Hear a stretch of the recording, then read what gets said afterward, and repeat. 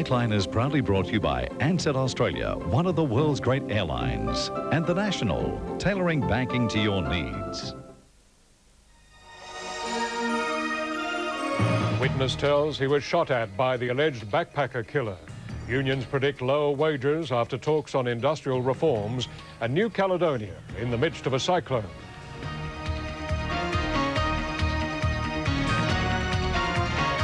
From National 9 News, this is Nightline with Jim Whaley. Good evening. The first evidence was heard in the backpacker murder trial today, with a witness identifying Ivan Milat as the man who tried to kidnap him in 1990. 51-year-old Milat has pleaded not guilty to the murders of 7 backpackers. Paul Onions told the Supreme Court that Milat picked him up while hitchhiking and fired a shot as he ran away. 30-year-old Paul Onions was flown from England to give evidence. He says he met a man he now knows to be Ivan Milat when he was hitchhiking to Victoria in 1990. Mr Onions says Milat offered him a ride outside this Kashula news agency, but the tourist says he became nervous when the man pulled over on the Hume Highway.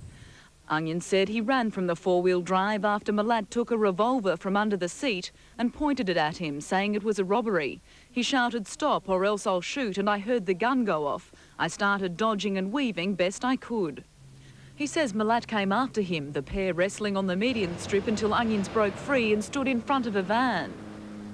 I just jumped inside and shut the door, and although they told him to get out, I said, "This man has a gun. I'm not going anywhere." The woman drove Onions to Bowral, where he reported the incident. Police later brought Paul Onions back to Australia to show him a series of photographs on a video. In court today, he was played the same video and again identified Ivan Milat as the man who threatened him with a gun. Under cross-examination, Milat's barrister Terry Martin asked Onions if he was mistaken, but the witness said he believed he was right. He also said that a blue shirt found in Ivan Milat's home belonged to him, and that the shirt had been in the backpack he left in the accused's car. This afternoon, Ivan Milat's sister-in-law Caroline began giving evidence. As she left the court, a man